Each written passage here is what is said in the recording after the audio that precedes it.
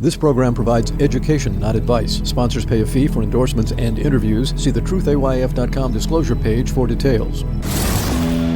This is where technology, innovation, and personal finance come together.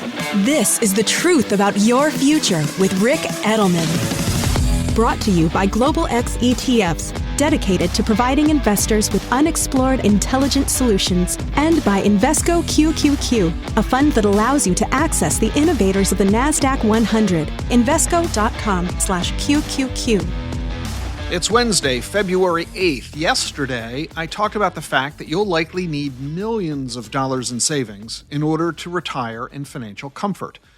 That raised a question from William in Albuquerque. He sent me an email that said the following: Rick, no one wants to confront age discrimination. I think it's a potentially huge obstacle to anyone's efforts to achieve financial independence by retirement. I lost my well-paid job at 58, and I went to an unemployment seminar that was sponsored by the state of New Mexico. And the presenter said, if you're over 40, getting a new job that is equivalent to the job you just lost is improbable, if not impossible. I can also say that after being unemployed for a year, anyone near 60 is likely unemployable at all. I've seen studies showing that employers don't care how much experience you have. All they look at is how long you've been out of work. And there's no way that anyone near 60 will be perceived to be cool enough or able to fit in with the current group of younger employees. Every time I go for a job interview, the person interviewing me is half my age, and they don't want to hire grandpa. How do we save for our future at the very moment we're getting laid off in our prime income and earning years? I was expecting my 50s and 60s to be the years when I'd be making the most money and saving the most money. But now I'm doing neither. How do we deal with this annoying reality so that our future isn't destroyed? I'll be 70 in November, and I only have about $100,000 saved. I may have to work till I'm 80, if I can find a job at all. What do you suggest? Well, that was William in Albuquerque, and it's a very profound and eloquent email that he sent to me. First of all, if you missed yesterday's podcast, go listen to that, because it sets the stage for William's email. And William, I think you have in fact stated the situation perfectly. Everybody realizes the need to save, and these days everybody wants to save, but so often people are thwarted in their efforts to save. Some people simply don't earn enough money. Let's remember that the average income for U.S. households is only $54,000 a year, according to the Labor Department. That means half the country, net of taxes, is living on about $3,300 a month. You try to pay for a mortgage, 2 cars, clothes, food, insurance, gas, for a family of 4 on that income. And what if you or your kids or your mom get sick, or you have a car accident, and so on? 40% of adults say they can't afford to pay an unexpected bill of $400. If they can't afford that, you know they're not putting money into their 401k. But you figure that's not you. You've got a great career. You're earning $150 or $200 grand. You're a senior manager in your career solidly for 30 years. But suddenly, now, you find yourself in your 50s and you get laid off. Your boss figures they can hire 2 younger workers to do your job at half the price, or they'll just dump your work onto other workers and hire nobody and save the total cost of your comp. So far this year, Amazon, Oracle, Microsoft, Salesforce, Facebook, they've all done massive layoffs. All told, the tech industry laid off 150,000 people last year, and in just the first 3 weeks of this year, they laid off 50,000 more.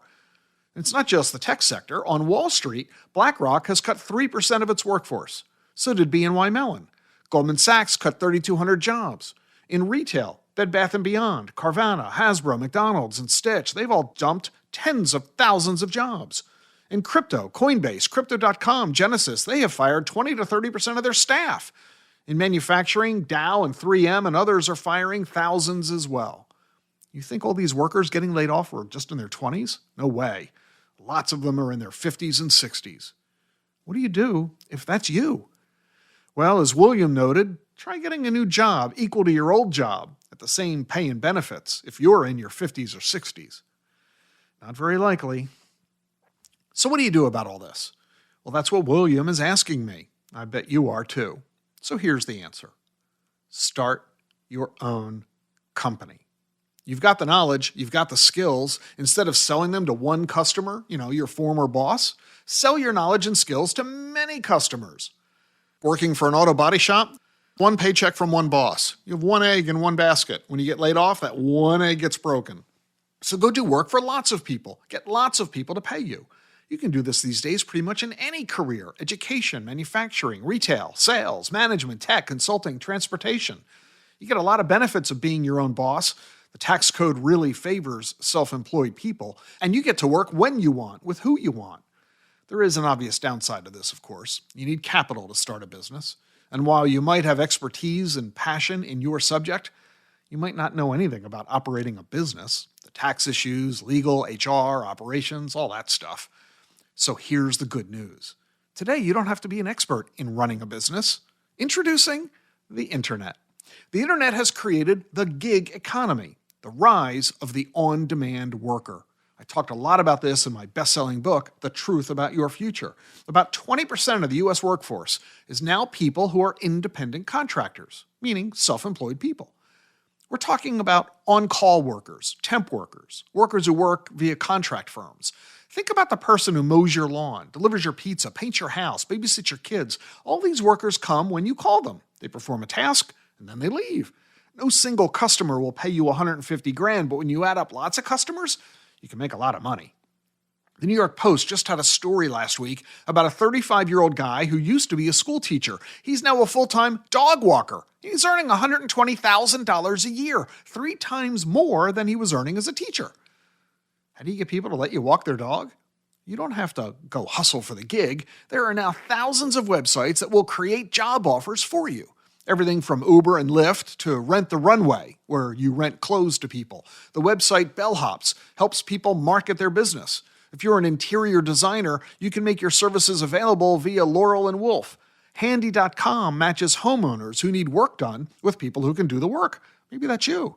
Instacart is your site if you want to be a personal shopper. Just Park lets you rent your driveway to people needing a place to park their car. And Borrow My Doggy lets you earn a living as a dog walker.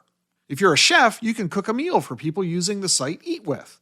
Fiverr lets you offer your artistic and professional services for a fee. Skillshare lets you teach any course you want. At Catalent, you can be a business consultant. All these ideas and a lot of others are listed in my book, The Truth About Your Future. There are tens of thousands more available on the internet. You don't like the idea of any of this? Well, get over it. If you're out of work involuntarily in your 50s or 60s, you need to reinvent yourself because, as you have now discovered, the job market is not what it used to be. That old idea of womb-to-tomb employment with a single employer your whole career, that's pretty much over. You need to adapt to the times. And I've got a prediction. Once you get into this, I think you might just really like it. But quite frankly, liking it is not a prerequisite. That's why they call it work. Nobody wakes up saying, I'm going to go to fun today. We're going to work today. It's the way it is. And while we might wish things could just remain the way they were, we have to accept the fact that they're not going to be. So let's deal with the world we're in, okay? And not sit and mope wishing that things were different. The gig economy. It's where you're going to find your future. Oh, and hey, speaking about your future, how about the future of crypto? If you missed my 1-hour webinar that we did yesterday, you can watch the replay. It's at dacfp.com, dacfp.com. You'll discover whether the crypto winter is going to come to an end or not this year, what is happening in the rules and regulations as a result of FTX. Matt Hogan of Bitwise Asset Management and I tackle all this and a lot more. I encourage you to go watch for free at dacfp.com, dacfp.com. I'm Rick Edelman. See you tomorrow.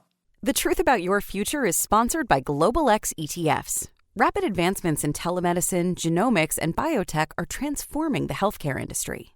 From wearable technologies tracking our vital signs to breakthroughs in diagnostic capabilities, a new standard for personalized medicine is emerging. Could your portfolio use a checkup? Visit globalxetfs.com to learn how you can invest in the future of healthcare.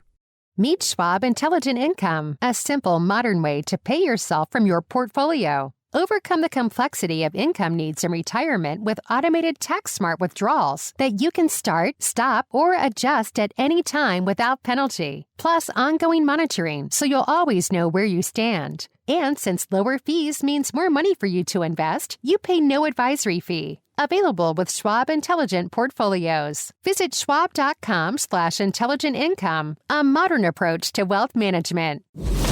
The information you need to plan for the tomorrow you want. This is The Truth About Your Future with Rick Edelman.